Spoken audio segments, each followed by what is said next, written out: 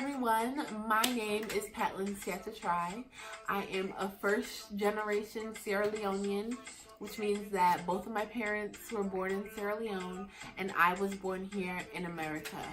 My first name is Patlin, which was a mixture of both of my parents' names, Patrick and Helen, and my middle name is Siata, and it means person of the future.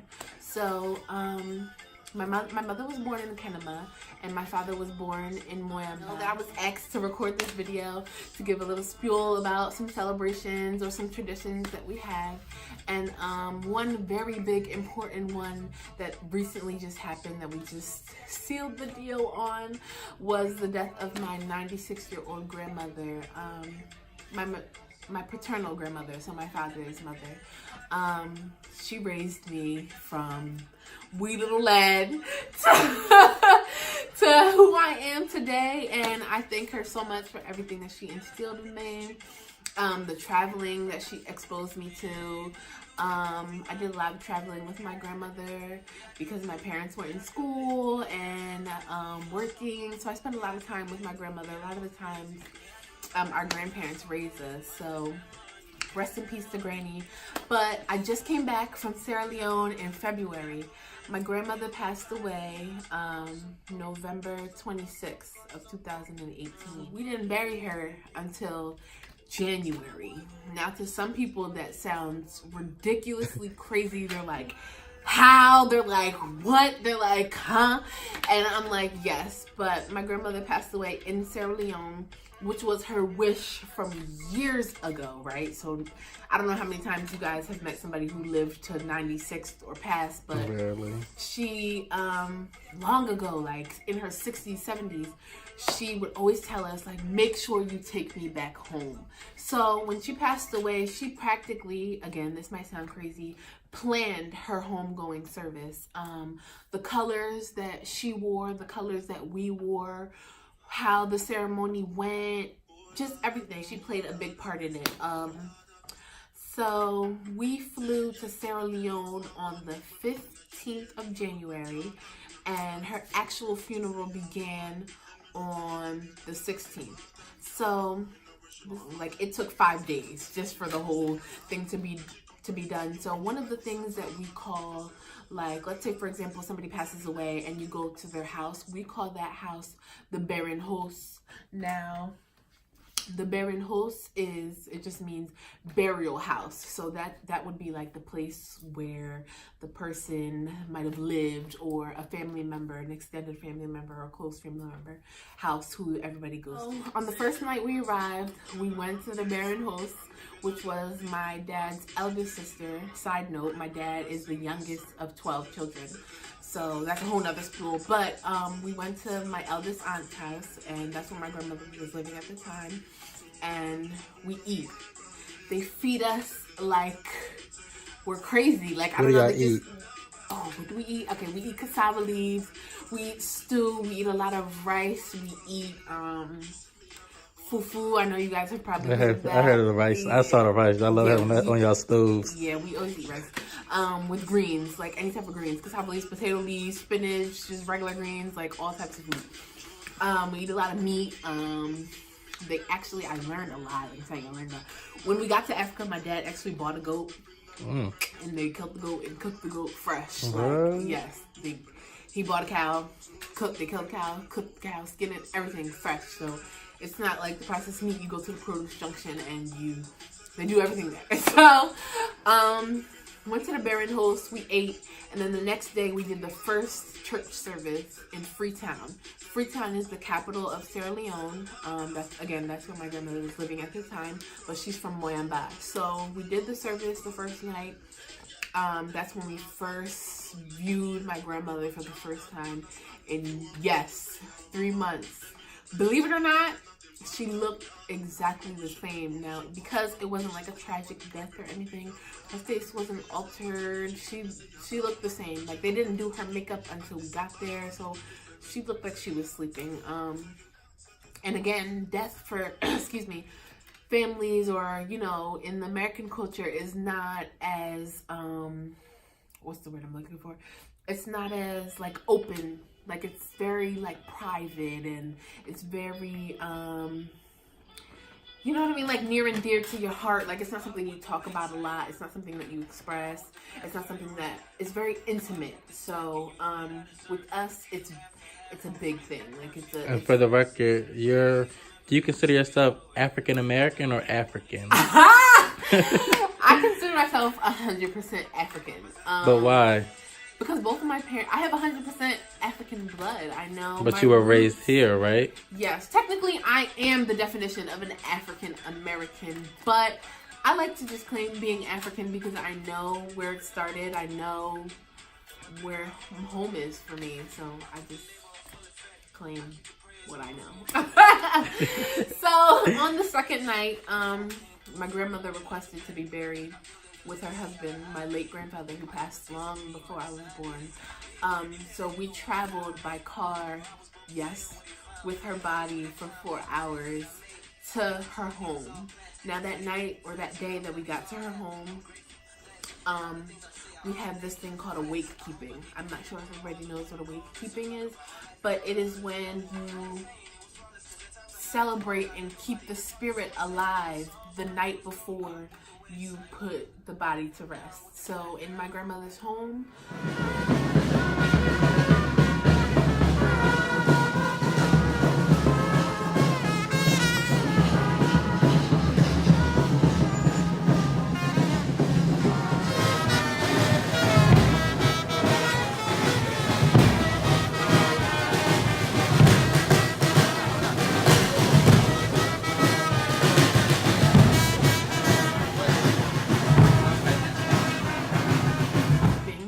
we kept my grandmother's casket open all night long. Now, again, a lot of these things might sound crazy, but everyone from her village, people we don't even know, people who didn't even know her, showed up to the house. We feed them, because these are the things that my grandmother did. So we kind of continue to keep their spirit alive and implement the things that they implemented when they were here. So we fed the whole village lunch, dinner, breakfast, because again, the wake keeping was from, I want to say, about 4 p.m. until 10 a.m. the next morning. So it started on a Friday and it ended on a Saturday the next morning. And that morning when we woke up, well, we never went to sleep, but the next morning the pastor comes to the house, we pray over her, and we say our last goodbye, and they close the casket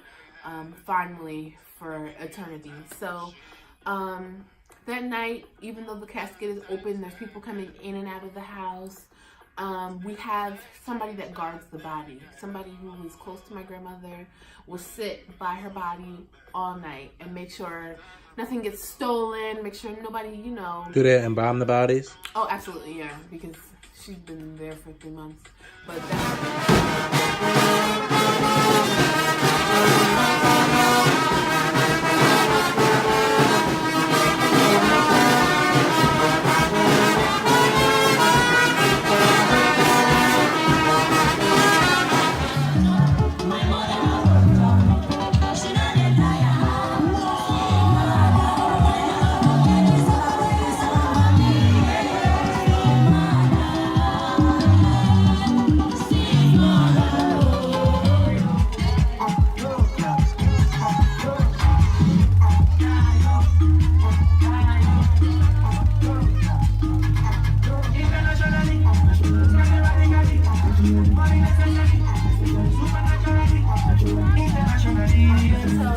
interesting fact of traditions that we have when it comes to burial is the youngest child, which again was my dad, cannot be at the physical burial of my grandmother. So one of the things that they do is they put a sheet over her casket when they're getting ready to put her in the ground, and my dad, the youngest child, whoever it is, takes the sheet off, and they have to walk off, and they can't be there for the actual going in the ground. And they take them to the waterside and wash them clean. The reasons why is because they say the youngest child is always closer to the parent, whether it be the mother or the father. And my dad wasn't there for my grandfather's burial either. Because he's the youngest? Yeah, my dad's the youngest. So he couldn't be there. They take the sheet off.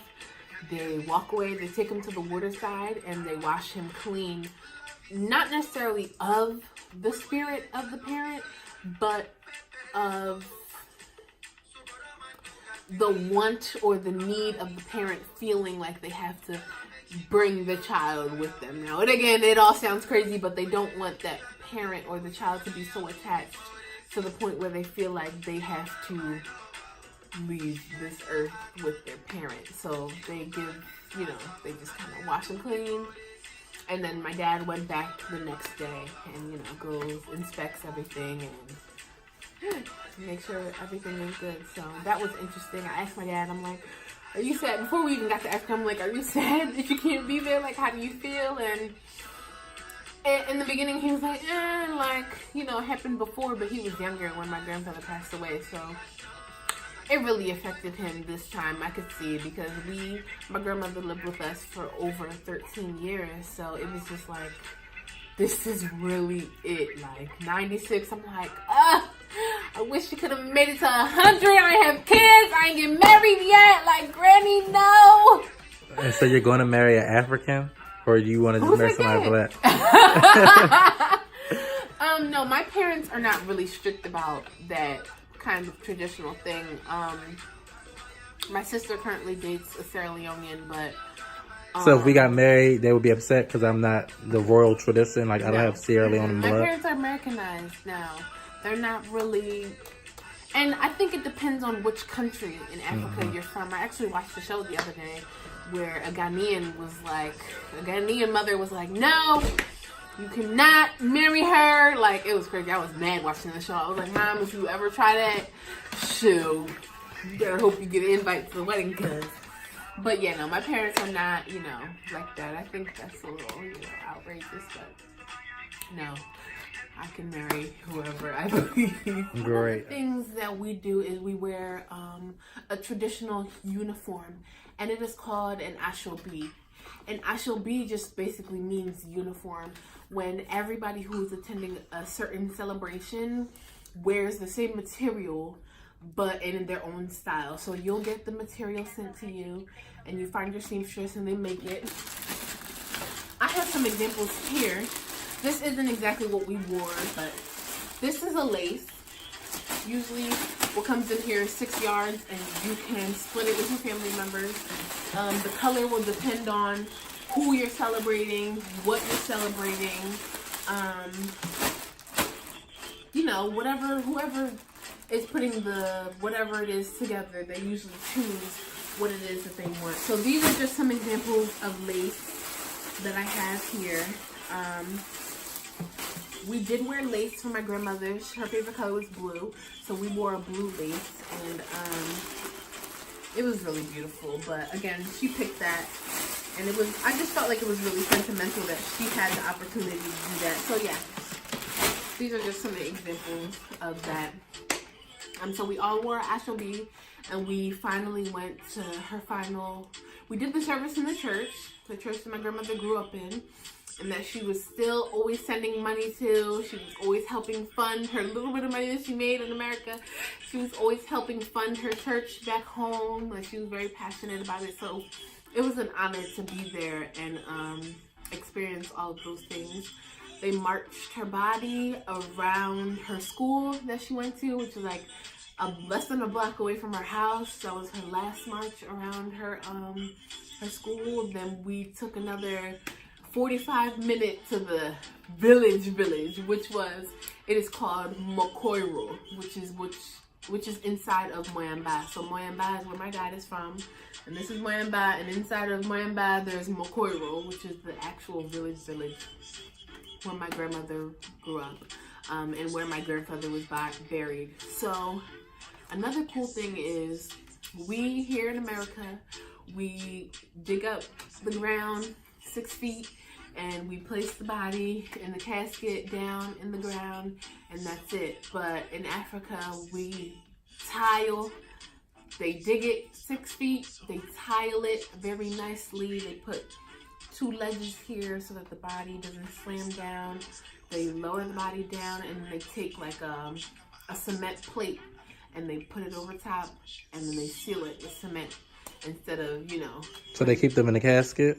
Yeah, she's still in the casket. Oh, okay. Yeah, she's still in the casket. But they dug up my grandfather, and he, unfortunately, the casket was long disintegrated over 40 years. He's been under there, so they dug him up and placed him next to her. Oh, they did that? Yeah. Wow. Yeah, she really did request. So was it like bones? Yeah, it was bones. What about the outfit he had on? It was still there. Was it? They just folded it out and put it in next to her, which was really sweet. So, but if anybody ever has the opportunity to go and experience an African something, a wedding, a birthday party, it's always the same. Extravagant, over the top, OD. We are not biased. You can come in, we don't care who you are. You can party with us, have a great time. We are just loving and caring, and we will feed you.